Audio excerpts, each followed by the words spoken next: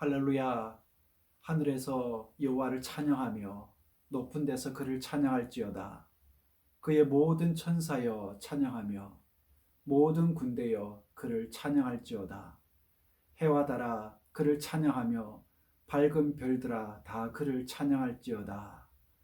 하나님은 영이시니 예배하는 자가 영과 진리로 예배할지니라. 아멘. 사도신경 우리의 신앙을 고백하겠습니다. 여러분은 어떤 하나님을 믿고 경배하십니까? 나는 전능하신 아버지 하나님, 천지의 창조주를 믿습니다. 여러분은 예수 그리스도를 어떻게 믿고 고백하십니까? 나는 그 유일하신 아들 우리 주 예수 그리스도를 믿습니다. 그는 성령으로 잉태되어 동정 마리아에게 나시고 본디오 빌라도에게 고난을 받아 십자가에 못 박혀 죽으시고 장사된 지 사흘 만에 죽은 자 가운데서 다시 살아나셨으며 하늘에 오르시어 전능하신 아버지 하나님 우편에 앉으시다가 거기로부터 살아있는 자와 죽은 자를 심판하러 오십니다. 여러분은 성령 안에서 어떤 소망을 갖고 계십니까? 나는 성령을 믿으며 거룩한 공교회와 성도의 교제와 죄를 용서받는 것과 몸의 부활과 영생을 믿습니다. 아멘.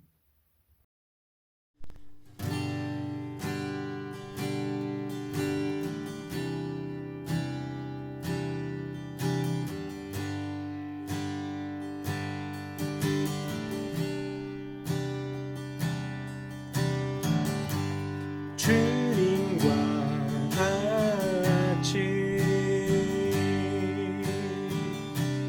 내 마음 만지는 분은 없네. 오랜 세월 찾아 난 알았네. 내겐 주밖에 없네. 주님과 같이 내 마음 만지는 분은 없네. 오랜 세월 찾아 난 알았네. 내게 주밖에 없네. 주잡이 강같이 주 손길 치료하네.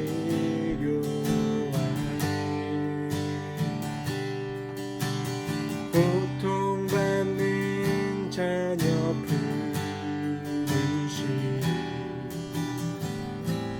주밖에 없네.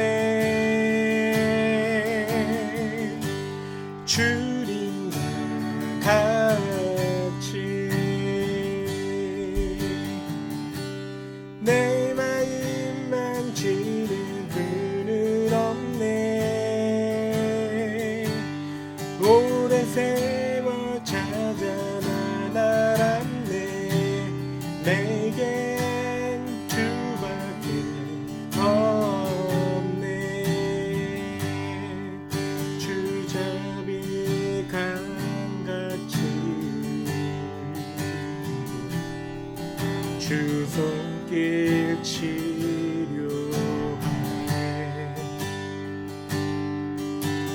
고통받는 자녀 부르시 주밖에 없네. 주님과 같이 내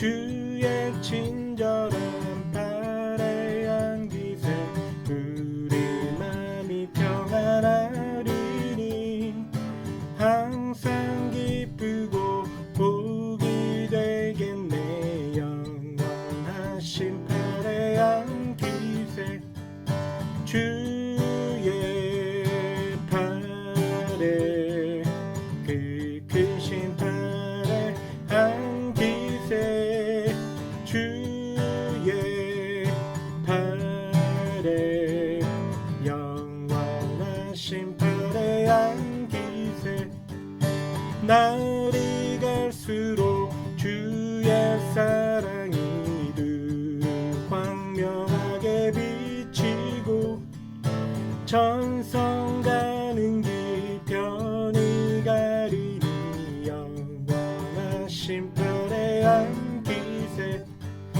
주의 팔에 그 크신 팔의 향기세 주의 팔에 영원하신 팔의 향기세 주의 보좌로 나아갈 때에 기뻐 찬미 소리 외치고 겁과 두려움 없어지리니 영원하신 팔의 향기세 주의 팔에 그 크신 팔의 향기세 주의 팔에 영원하신 팔의 향기세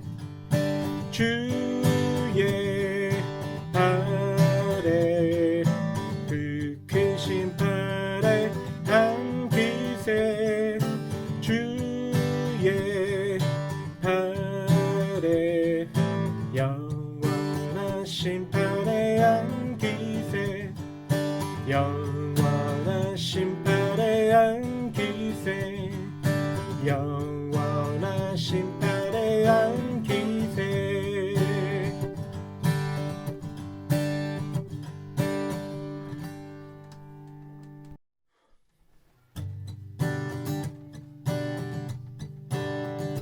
예수 십자가의 피로써 그대는 씻기어 있는가 더러운 죄 희게 하는 능력을 그대는 참이지 않은가 예수 십자가의 흘린 피로써 그대는 씻기어 있는가 더러운 죄이게 하는 능력을 그대는 참이지 않은가 예수의 보혈로 그대는 씻기어 있는가 마음속에 여러가지 죄악을 깨끗이 씻기어 있는가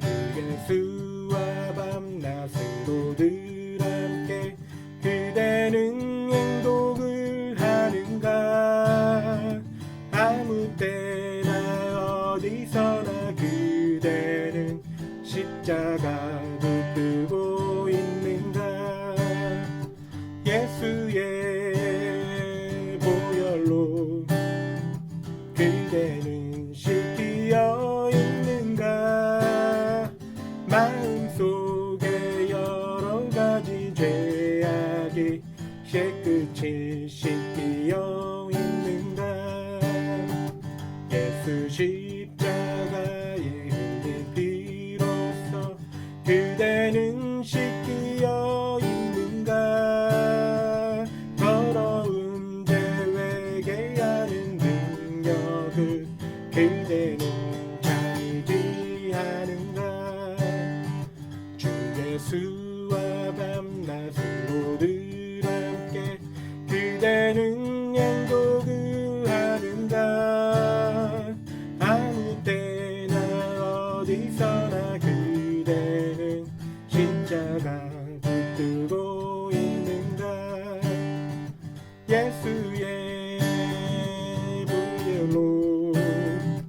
그대는 씻기어 있는가 마음속에 여러 가지 죄악이 깨끗이 씻기어 있는가 예수의 보혈로 그대는 씻기어 있는가 마음속에 여러 가지 죄악을 깨끗이 씻기어 있는가 마음속에 여러 가지 죄악이 깨끗이 씻기어 있는가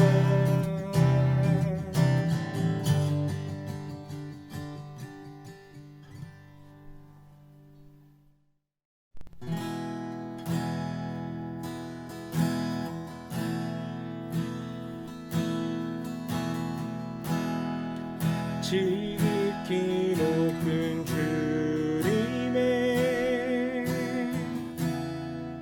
낮은 성소로 들어갑니다 세상의 신비로서 주보좌 앞에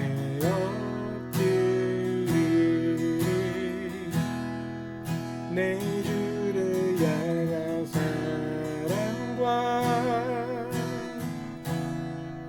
그 신뢰가 사그러져 갈 때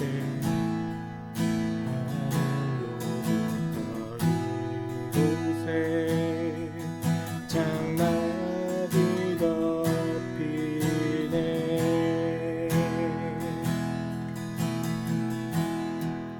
이곳을 덮으소서 이곳을 비추소서 내 안에 무너졌던 모든 소망 다 회복하리니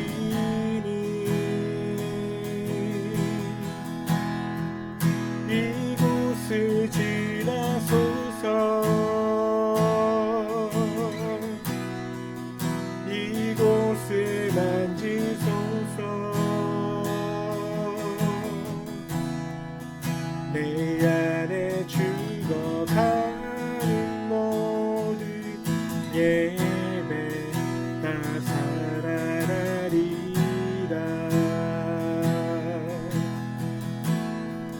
지극히 높은 주님의 낮은 성소로 들어갑니다 세상의 신비로부터 주보좌 앞에 엎드리리 내 주를 향한 사랑과 그 신뢰가 사그러져 갈 때 하늘로부터 이곳에 장막이 덮이네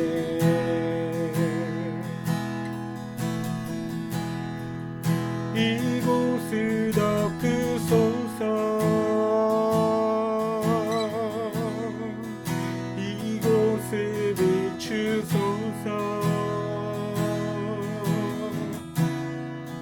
내 안에 무너졌던 모든 소망 다 회복하리니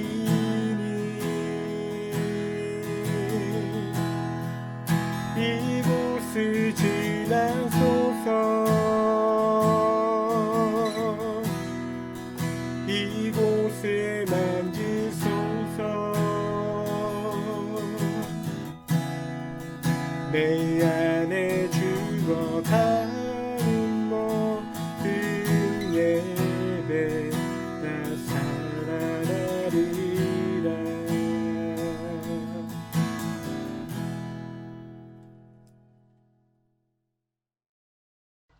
만유의 주제 되시는 하나님 아버지, 참으로 안타까운 마음에서 이 시간 기도드리게 되었습니다. 이곳 이 나라도 원치 않는 코로나가 다시금 발생이 되었고 전국이 락다운이 되어 이로 인해 오늘 주님께 드리는 예배도 영상으로 드리게 되었습니다. 하지만 아버지, 이렇게 드리는 영상 예배 가운데에도 무소부재하시는 하나님께서는 어디든지 저희들 있는 자리에 늘 함께 계시고 동행하여 주심을 믿사오니 드리는 이 예배를 기쁘게 받아 주시옵소서. 간절히 원하옵기는 수그러들기를 바라지만 아직도 계속 변이에 변이로 더 강해져가는 이 코로나로 혼란과 불안 속에 있는 저희들, 어려움 속에서도 마음속에 평화를 잃지 않고 기도하도록 지켜주시고 각자의 삶의 자리에서 최선을 다할 수 있도록 인도하여 주시옵소서. 하나님 아버지, 죄로 말미암아 절망과 좌절 속에서 몸부림치며 멸망해야 했던 저희를 크신 은총과 사랑으로 구하여 주시고 또한 하나님의 백성으로 삼아 주셔서 기쁨과 평안의 삶을 살도록 인도하여 주신 주님의 귀한 은혜에 이 시간 진심으로 감사드립니다.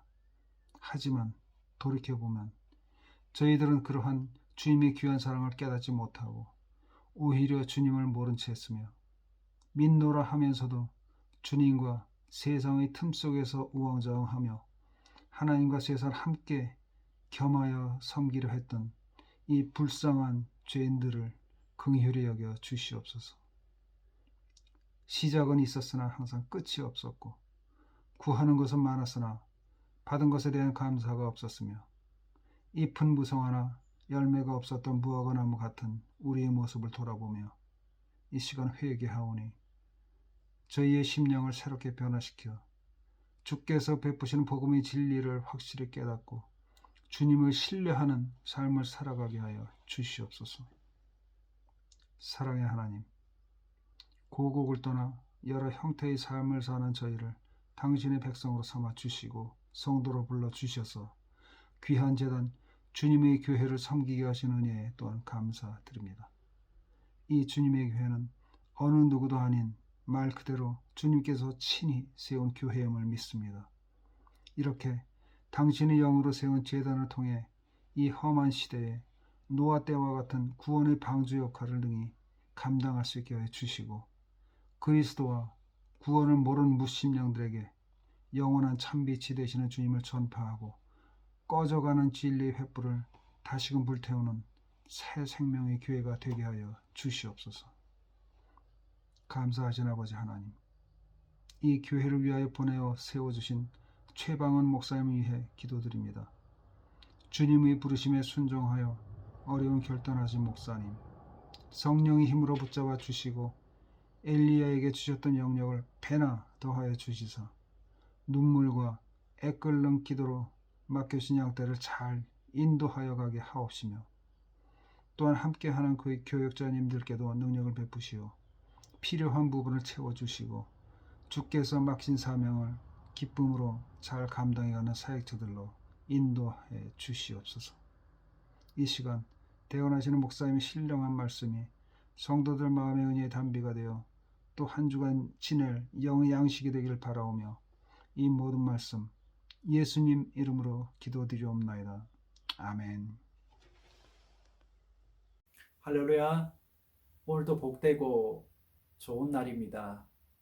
함께 예배드리는 분들과 평화 인사 나누겠습니다. 주님의 평화가 함께하길 원합니다. 주님의 평화가 함께하길 원합니다. 갑자기 락다운이 발표가 되고 확진자가 나오면서 다들 놀라셨을 텐데 저도 마찬가지입니다. 지금 상황이 별로 좋지 못하니까 이 상황을 인내하며 잘 보내셨으면 좋겠습니다. 그리고 언제 락다운이 풀려서 교회에서 만나서 인사 나누고 또 함께 예배 드리게 될지 모르겠지만 건강하게 잘 지내시고 답답하더라도 바깥에 뛰쳐나가거나 돌발 행동하지 마시고 자중하면서 집안에서 건강하게 좋은 시간을 잘 보내셨으면 좋겠습니다. 이제 하나님께 봉헌하도록 봉헌 기도 드리겠습니다. 한 주간을 보내고 새로운 한 주간을 맞이할 수 있는 은혜를 우리에게 허락하시니 참으로 감사드립니다. 호흡하며 산다는 것이, 주어진 삶을 영위하며 산다는 것이 얼마나 아름답고 행복한 것이었는지 예전에는 몰랐습니다. 그러나 그것을 잃은 자들의 모습과 잃어본 자들의 고통의 소리를 듣고 나서야 비로소 깨닫습니다. 주님 감사합니다.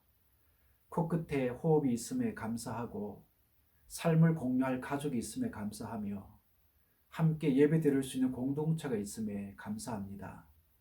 그 마음으로 이 시간 주께 나아가오니 우리를 받으시고 우리의 영과 삶에 은혜를 더하여 주옵소서. 또한 시간으로 물질로 주께 나아갑니다. 예배드리는 처소마다 주의 영이 함께하사 부족한 중에서라도 임재하사 주님을 만나게 하시고 말씀으로 공고히 되는 이 시간 되게 하여 주옵소서. 주님께 우리의 생명과 가족, 일터와 교회를 맡기오니 은혜와 사랑으로 울타리 쳐 주옵소서. 복의 근원 되시는 우리 주 예수 그리스도 이름으로 감사하며 기도드리옵나이다. 아멘. 오늘 우리에게 주신 하나님의 말씀은 누가복음 10장 38절에서 42절입니다. 신약성경 111면입니다. 누가복음 10장 38절에서 42절의 말씀을 제가 봉독하겠습니다. 그들이 길 갈 때에 예수께서 한 마을에 들어가심에 마르다라 이름하는 한 여자가 자기 집으로 영접하더라. 그에게 마리아라 하는 동생이 있어 주의 발치에 앉아 그의 말씀을 듣더니 마르다는 준비하는 일이 많아 마음이 분주한지라. 예수께 나아가 이르되 주여 내 동생이 나 혼자 일하게 두는 것을 생각하지 아니하시나이까. 그를 명하사 나를 도와주라 하소서. 주께서 대답하여 이르시되 마르다야 마르다야 내가 많은 일로 염려하고 근심하나 몇 가지만 하든지 혹은 한 가지만이라도 족하니라. 마리아는 이 좋은 편을 택하였으니 빼앗기지 아니하리라 하시니라. 이는 하나님의 말씀입니다. 주여 감사합니다.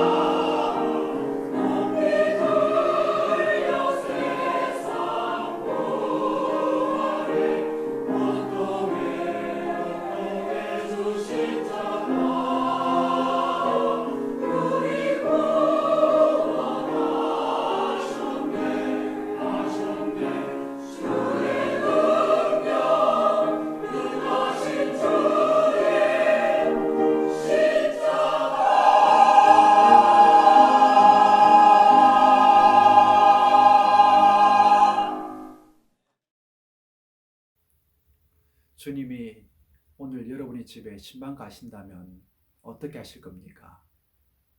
어떤 분은 허겁지겁 집안 청소를 할 것이고, 어떤 분은 부엌으로 달려가 냉장고에 뭐가 있나 확인할 것이며, 또 어떤 분은 어디에 두었는지 모르는 성경책을 찾는 분도 계실 겁니다. 어쨌든 우리 모두는 주님이 우리 집에 오신다는 소식에 흥분을 감추지 못할 것이고, 주님은 어떻게 대접해 드릴까 하는 생각에 안절부절 못할 것입니다. 실제로 주님은 여러분들의 가정에, 우리 삶 속에 신방을 오고 계십니다. 이건 현실입니다. 그렇다면 주님의 신방에 우리는 어떻게 반응해야 할까요? 여러분, 주님의 신방을 받을 준비가 되셨습니까? 오늘 본문을 보시면 주님을 사랑하는 두 여인의 모습이 그려지고 있는데, 그 배경은 베다니에 살고 있는 마르다의 집입니다. 말하자면 그 집에 주님의 신방을 오신 것이지요. 그런데 이 이야기를 시작하면서 저자는 마르다에 대한 이야기를 하기에 앞서 마리아에 대한 이야기를 먼저 꺼냅니다. 36절에 보면 마리아가 주의 발치에 앉아 열심히 주님이 하시는 말씀을 듣고 있습니다. 여기서 표현하고 있는 발치에 앉아라는 것은 학생이 랍비가 하는 말을 하나도 빼놓지 않고 듣겠다라는 의지가 고스란히 담겨져 있는 표현입니다. 즉 마리아는 그러한 자세를 취하고는 랍비 중에 랍비신 주님의 말씀을 듣고 있는 것입니다. 더군다나 여자들이 정식으로 랍비에게 교육을 받을 수 없었던 그 시대의 상황을 고려해 볼 때에 주님이 그에게 베푸신 이러한 호의는 가히 혁명적이라 할 수 있습니다. 그런데 마리아가 주님의 말씀을 배우는 동안 마르다는 부엌에서 열심히 주님께 드릴 음식을 준비하고 있습니다. 귀한 손님이 오셨으니 최대한 음식을 맛있게 준비하기 위해 정성을 다하는 건 당연하지요. 그러기에 그녀는 분주하게 움직일 수밖에 없었습니다. 주님을 대접하겠다는 생각에 콧노래를 부르면서 말이죠. 요한복음 12장에 보면 이와 비슷한 장면이 나오는데 여기서도 마르다와 마리아가 등장합니다. 그런데 여기서는 마리아가 주님의 발치에 앉아 주님이 하시는 말씀을 듣는 게 아니라 주님을 위해 향유 옥합을 이렇게 드립니다. 한편 마르다는 누가복음에서와 같이 이번에도 열심히 음식을 준비하는 모습으로 등장합니다. 이걸 보면 마르다는 부엌에서 일하기를 좋아했던 여인이었음을 분명해 보입니다. 그러나 요한복음 11장에 보면 그는 일만 잘하는 사람이 아니라 신학적인 통찰력도 있고 믿음도 좋았던 것 같습니다. 그러니까 죽은 자기 오빠에 대한 얘기를 주님과 나눌 때에, 그러니까 주님과 주고받았던 그 내용을 보면 그는 부활에 대한 믿음뿐만 아니라 메시아에 대한 믿음 역시 분명했던 성경적인 지식이나 믿음 면에서 잘 준비된 사람이었다는 것을 알 수 있습니다. 그런데 그에게 안타깝게도 불청객이 찾아옵니다. 어떤 불청객이냐 하면 바로 분주함이라는 불청객입니다. 누가는 이 마르다를 향해 뭐라고 말하는가 하면 마르다는 준비하는 일이 많아 마음이 분주한지라. 여기서 말하는 분주하다라는 표현은 마음이 갈라지는 걸 말합니다. 또한 일에 지친 상태를 뜻하기도 하고요. 그러니까 많은 준비를 하다가 힘에 부치기도 했을 것이고, 또 자기 동생은 주님의 발치에 앉아 말씀을 배우느라 자기를 조금도 도와주지 않는 그런 상황으로 인해 그의 마음이 갈라지고 흐트러져 짜증이 났다는 겁니다. 그렇게 되자 주님을 위해 음식을 정성스럽게 만들고자 했던 그의 마음이 점점 초점을 잃기 시작했던 겁니다.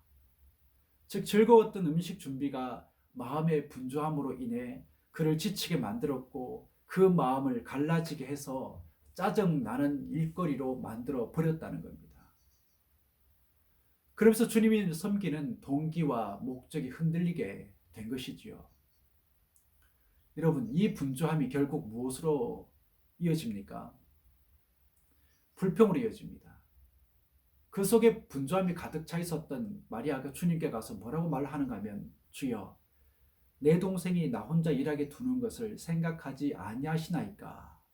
그를 명하사 나를 도와주라 하소서. 그 목소리에 상당한 힘이 실려 있는 것을 느낄 수 있습니다. 나 혼자 일하게 둔다는 것은 마리아가 자기를 부엌에 혼자 내버려 두고는 자기만 주님의 말씀을 듣고 있다는 불평이에요.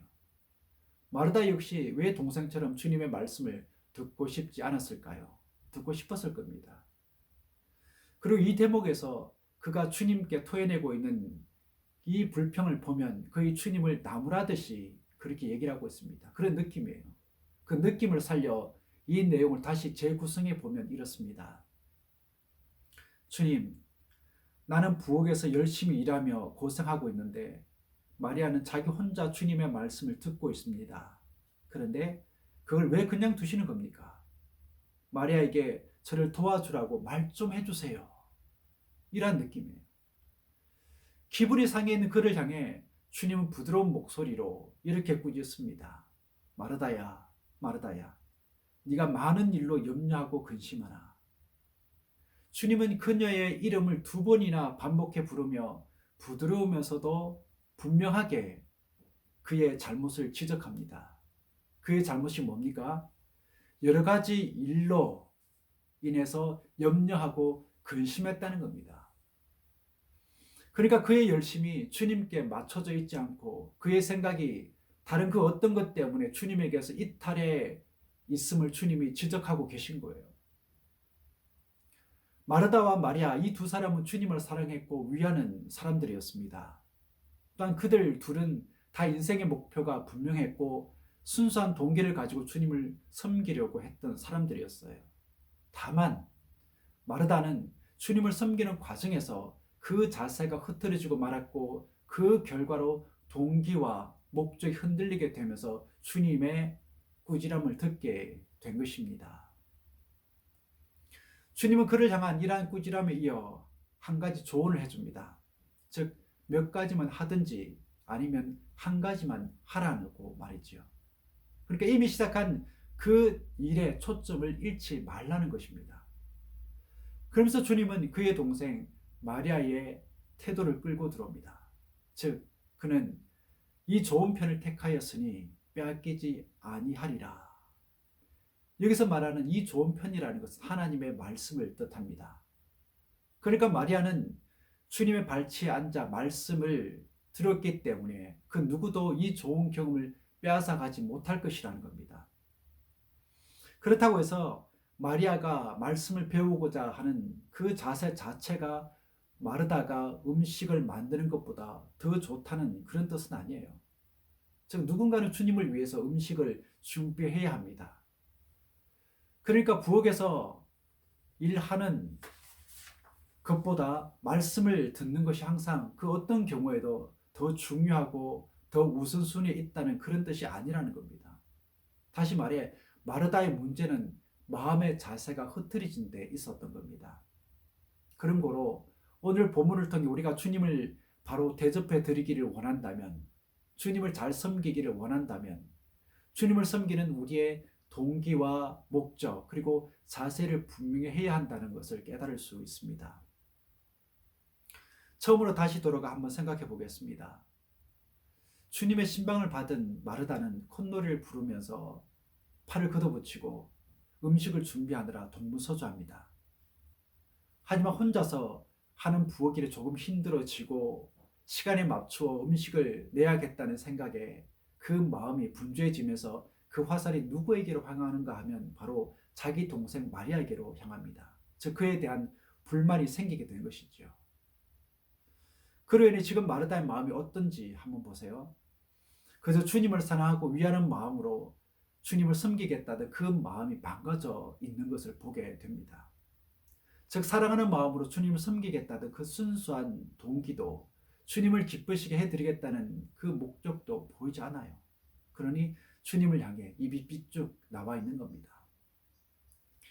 우리 역시 이와 비슷한 경험을 하며 살아갑니다. 즉 주님을 섬기는 과정 속에 그 동기와 목적 그리고 자세가 얼마나 밀접하게 연결되어 있는지 모른다는 겁니다. 그리고 이들 중 하나라도 망가지게 되면 다른 것들에게도 고스란히 그 영향이 가게 되어진다라는 것이죠. 그렇기 때문에 우리는 사람이나 환경을 바라보다가 우리의 자세가 흐트러지지 않도록 우리의 동기와 목적을 꼭 붙잡고 있어야 됩니다. 그렇게 해서 주님을 섬기는 우리의 자세가 우리의 기쁨이 흐트러지지 않도록 해야 합니다. 어느 교회에서 생긴 일입니다. 예배 중에 목사님이 열심히 설교를 하고 있는데 어린아이가 갑자기 징징거리며 울어대기 시작합니다. 그런데 엄마는 그 아이를 예배당 밖으로 데리고 가지 않고 그냥 앉아 있어요. 그래서 설교하는 목사님이나 설교 듣는 성도들이 모두 신경이 거슬리기 시작합니다. 그런데 그 아이는 계속해서 방해가 될 만큼 울어댑니다. 이에 목사님은 설교 도중에 그만 화를 내면서 아이를 데리고 나가세요 하고 버럭 소리를 지르고 말았습니다. 주님의 복음을 선포한다고 하면서 주님의 온유하고 겸손하신 성품을 소개한다고 하면서 물론 설교를 위해서지만 그만 화를 참지 못하고 버럭 소리를 지르고 말았던 것입니다. 여러분 한번 보세요. 마음의 자세가 흔들리게 되니까 설교하는 동기와 목적까지도 흔들리게 된 겁니다. 설교뿐만 아니라 우리가 살아가는 삶과 섬김 그리고 모든 사역은 다 주님을 기쁘시게 하는 것을 그 목적으로 하고 있습니다. 그렇기 때문에 그 목적을 이루기 위해서는 우리의 자세가 얼마나 중요한지 모릅니다. 그러게 내가 현재 내 마음의 자세가 어떠한지 혹 흐트러지지 않았는지를 우리는 세심히 돌아보며 주님께 도움을 구해야 하는 것입니다. 그러게 이 부분이 사탄이 공격하는 지점이 되는 것입니다. 즉 사탄은 주님을 섬기는 우리의 동기와 목적 그리고 자세를 공격해 오기도 한다는 것입니다. 하지만 사탄은 많은 경우 목적은 양보하지만 동기를 불순하게 만들기도 하고 동기를 양보할 때는 목적을 이루어 나가는 우리의 자세를 망가뜨리려고 술수를 쓰기도 합니다. 예를 한번 들어볼까요? 사탄은 우리에게 교회 자체를 거부하도록 유혹하기도 합니다. 즉 가지 말라고 유혹을 한다라는 것이죠. 그런가 하면 몸은 예배당에 나와 있지만 성령의 인도하심을 따라 예배 드리지 못하게 하거나 딴 생각을 하게 만들기도 합니다. 즉 찬송을 부를 때 그 찬송의 가사에 우리의 마음을 담아 부르지 못하도록 온갖 생각으로 우리의 마음을 분산시키기도 한다라는 것입니다. 이렇게 사탄은 우리가 예배당에 앉아 있지만 우리의 온 존재가 하나님께 향하는 것을 방해하는 그런 전략을 쓴다라는 것입니다. 그런가 하면 우리가 하나님의 일을 하지 못하도록 방해하기도 합니다. 아니면 방해는 하지 않지만 엉뚱한 동기와 목적을 가지고 그 일을 하도록 유혹하기도 합니다. 즉 성도들로부터 당신은 믿음이 참 좋은 사람이야, 열심히 일하는 사람이야 하는 소리를 듣고 싶은 마음을 가지게 해서 그러한 동기를 가지고 교회 일을 하도록 유혹을 하기도 한다라는 것이죠. 여러분, 우리는 목적이 분명한 사람들입니다. 그리고 동기도 순수하기를 원합니다. 그렇기 때문에 우리는 그러한 동기를 가지고 그러한 목적을 향해 나아가는 우리의 자세를 늘 살펴야 합니다. 본문에 나오는 마르다는 주님께 맛있는 음식을 해드림으로써 얼마든지 섬길 수 있었고 흡족하게 해드릴 수 있었습니다. 즉 마리아는 말씀을 배울 수 있게 해주고 나는 주님을 위해 최선의 음식을 만들어서 주님께 드리고 마리아도 먹게 해주어야지 하는 생각으로 땀을 흘렸더라면 주님을 기뻐하면서도 저녁상을 받으셨을 것입니다. 그런데 어떻습니까? 오늘 본문에 보면 그런 내용이 없어요. 즉 주님이 환하게 웃으면서 그 전육상을 받았다는 기록이 없습니다.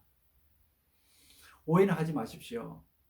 음식을 만드는 것보다 말씀을 듣고 묵상하는 게 더 중요하다는 그런 뜻이 아닙니다. 왜냐하면 말씀만 배우고 섬기지 않는 것도 잘못된 것이기 때문입니다. 그러기에 여기서 성경이 지적하는 마르다의 문제가 뭐냐면 말씀을 배우지 않고 부엌으로 달려갔다라는 게 그의 문제가 아니라 콧노래를 잃어버렸다라는 게 그의 문제라는 겁니다. 즉 주님을 섬기다가 또는 사역을 하다가 조금 힘에 부치면 주변 사람들을 돌아보고 환경을 돌아봅니다. 왜지요? 원망하기 위해서 그렇습니다. 여러분을 축복합니다. 주님을 사랑하는 마음으로 하던 그 일을 계속해서 해나가시기를 바랍니다. 그리고 주변 사람들과 환경을 바라보던 그 시선을 돌이켜서 다시금 주님께로 향하게 하여 계속 콧노래를 부를 수 있기를 축복합니다. 음식을 하는 사람들은 그 손맛이 다 다릅니다. 그러니까 아무리 해도 간을 잘 맞추지 못하는 사람이 있는가 하면 대충 해도 음식이 맛있는 사람이 있어요. 만약 여러분의 집에 주님이 신방을 가신다면 음식의 간이 조금 맞지 않는다고 해서 주님이 투덜댈까요? 그렇지 않을 겁니다. 오히려 얼마만큼 정성이 담겨 있는가, 얼마만큼 섬김의 마음이 녹아 있는가를 주님은 더 보시지 않겠습니까? 즉 세상은 어떤 행위나 결과를 가지고 평가하지만 주님은 어떤 행위가 아니라 우리의 동기와 목적 그리고 자세의 성숙함을 더 중요하게 보신다는 것입니다. 이게 바로 주님이 기뻐하시는 신앙의 모습이라는 겁니다. 음식을 못해도 괜찮아요. 음식을 잘하는 것만이 최고가 아니기 때문입니다. 남을 섬기고자 하는 마음이 중요하고 그 마음에서 비롯된 삶의 내용이 주님이 흠양하실 만한 제사라는 게 더 중요한 것이지요. 성경이 우리에게 분명히 보여주고자 하는 것, 성경이 정말 이 시간에 우리에게 보여주고 있듯이 주님은 마르다가 만든 음식을 가지고 그녀를 꾸짖으신 게 아닙니다. 음식에 간이 맞지 않다고 해서 그가 실패한 게 아니라는 거예요. 즉 그의 실패는 그의 마음이 분주해 그의 마음이 갈라져서 온전한 마음으로 주님께 섬기는 모습을 가져가지 못했다라는 것입니다. 그렇지 않고 콧노래를 부르며 그 음식을 끝까지 만들었다면, 그렇게 해서 만든 음식을 주님께 대접해 드렸다면 정말 맛있게 주님은 그 음식을 드셨을 것입니다. 그러기에 주님을 섬기는 우리는 우리의 동기와 목적 그리고 우리의 자세를 분명히 하여 주님이 기뻐하고 칭찬할 만한 사역을 하며 인생을 사는 그런 사람들이 다 될 수 있게 되기를 간절히 축복합니다. 기도하겠습니다. 주님은 섬김의 삶을 기뻐하시는 줄 믿습니다. 그러기에 우리 역시 그러한 삶을 살기 위해 이런저런 노력들을 기울이며 살아갑니다. 하지만 바라기는 그러한 사역과 삶 속에 자신을 돌아볼 줄 아는 눈을 잃지 않기를 원합니다. 그래서 과연 이 일이 그리고 이 일에 임하는 우리의 마음과 자세가 주님이 원하고 기뻐하는 일인지 또한 주님이 원하고 기뻐하는 마음과 자세인지를 늘 살필 수 있기를 원합니다. 그리하여 주님과 교회를 위하여 섬기는 우리의 섬김이 온전한 섬김이 될 수 있기를 원하오며 이제는 우리 주 예수 그리스도의 은혜와 하나님 아버지의 사랑하심과 성령의 교통, 감화, 역사하심이 주의 모든 성도들과 그 가정, 사명으로 주신 일터 위에 그리고 뉴질랜드와 이 지역 나아가 사랑하는 우리의 조국과 민족 위에 언제나 함께 하기를 간절히 축원하옵나이다. 아멘.